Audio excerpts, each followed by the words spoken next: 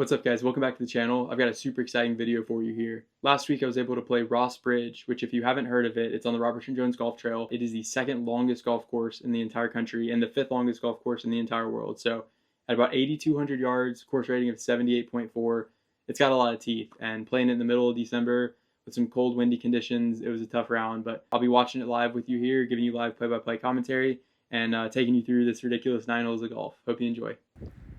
Okay, so number one's a par 5, 620 yards, so almost definitely a 3-shot hole. Wasn't even worried about the wind, just trying to hit this right down the middle. Left was definitely in play, hitting it in that hazard, and being in the fairy bunker is no fun. So good drive right down the middle. I probably could have been a little more aggressive, to be honest, with the second shot. It seemed like I was trying to hit like a 210 shot, just a little punchy 4-iron, scooted down the fairway, safely in the middle, but I still had 148 to this middle pin. So full 9-iron into a par 5 doesn't happen too often for me, but that's what it was, just a nice high cut 9-iron, and threw a really nice shot to about 7-8 feet maybe, and played this a cup outright. Had to hit it really easy. The greens were so slick, you'll see throughout this whole video, but great putt, knocked in dead center, got me to 1 under through 1, so good to be in red numbers on this course early. Number 2, 467. I remember seeing on Blue Golf the average par 4 out here is 475, so it's so long, but of course going with the driver, nice high draw right down the middle, couldn't ask for anything else. I still had over 200 yards, I think it was 204 maybe, to this back pin, into the wind. Long is just hazard and you can't go long, so I took a 6-iron, just a trappy draw, trying to get it to scoot back there. Again, the greens were quick, trying to take advantage of that. It didn't release a ton, but left me about 45, 50 feet here, so definitely some work for the 2-putt. But honestly, I'll take any birdie putt more or less on a 470-yard hole. And I did a great job with the speed there, cozied up for a tap-in. Love an easy tap-in par on any of these holes, so keeps me at 1 under.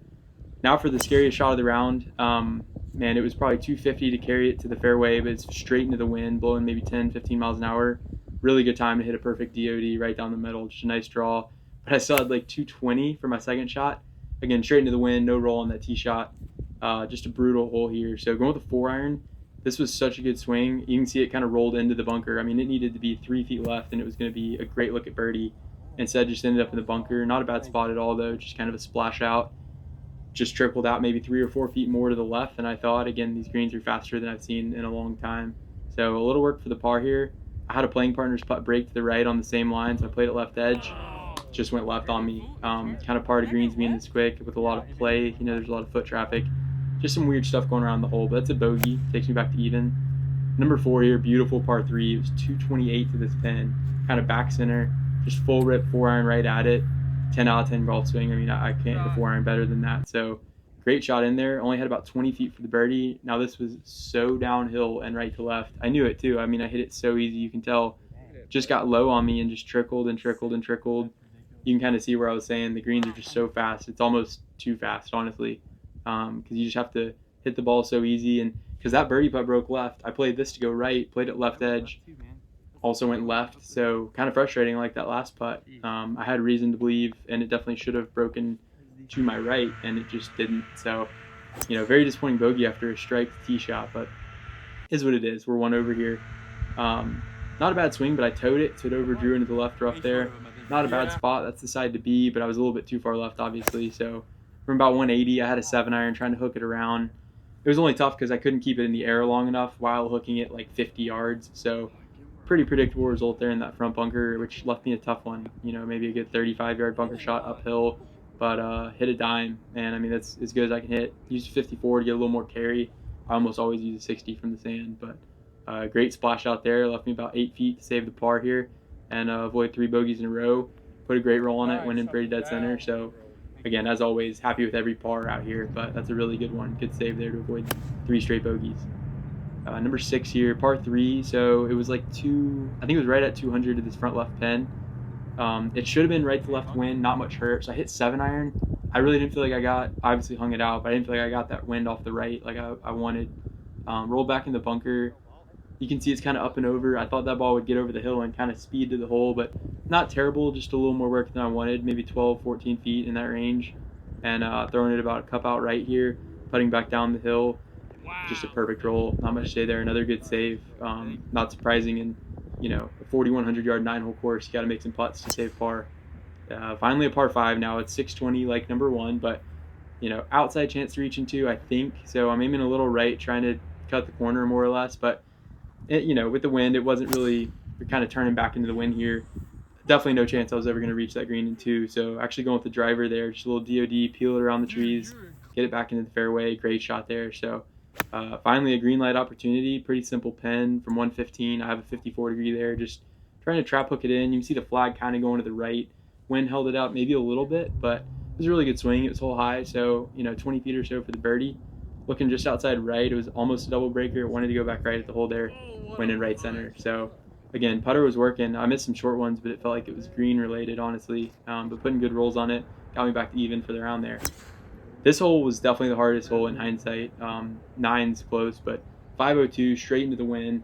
I hit a great DOD here, but it didn't even reach the fairway and it plugged. So, a mud ball from actually it was 260 to the back left pin, which is laughable. I mean, it was like 195 front, 260 pin, or no, I'm sorry, no. It was like 220 front. Yeah, I don't know what I was thinking. It was like 220 front, 265 back left pin.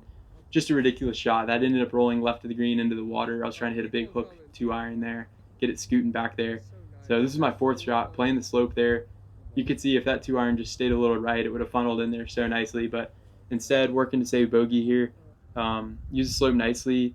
This, I cannot tell you guys how much this should go right. I hit this putt over and over after I missed this. You can see after the hole, see it kind of going back to my right, just squirrely, man. Again, when greens are that fast, you have to hit the ball so easy that any little imperfection in the green will just kind of bump your ball offline. So that's a really frustrating one. I didn't feel like I deserved a double for sure, but is what it is. That's golf, outdoor sport. Number 9, 518 par 4. So absolutely brutal. I hit a perfect drive down the left center and still had 235 to the front right pin. It's just a par 5 is all it is. But we're learning quickly. Par is just a social construct. It doesn't really matter what you call it. That was a great 2-iron to about 35, 40 feet here, just through the fringe. I thought that would be a little bumpy through the ryegrass. It really got through cleanly and ended up rolling past almost 10 feet, I want to say, 9, 10 feet. So, again, work for the par, but that's to be expected. But this is to shoot a 38, 2 over 38 there on the front 9, which I would be very happy with. And again, that double and loss was tough, but great roll, knocked in dead center. So, overall, I mean, 2 over on 9 holes, very solid. I mean, I was kind of thinking 75.5 would have been my over under for 18 holes. We didn't get to finish because of darkness. We were really rushing there on the back 9 to finish, but you can see here, that double on 8 really hurt. Shooting even or 1 over would have been honestly pretty sick. And just a couple missed short putts, 3 and 4. I mean, kind of saw some putts do what maybe they shouldn't do. But other than that, really solid round. I hit it great. So that was a fun time. Hopefully I'll get back and get to film a full 18-hole video for you guys sometime there. But just a little action from 4100. Maybe one of the tougher rounds of golf I've played all year. But hope you guys enjoyed. Make sure you hit that subscribe button. It means a ton to the channel. And we'll see you guys soon.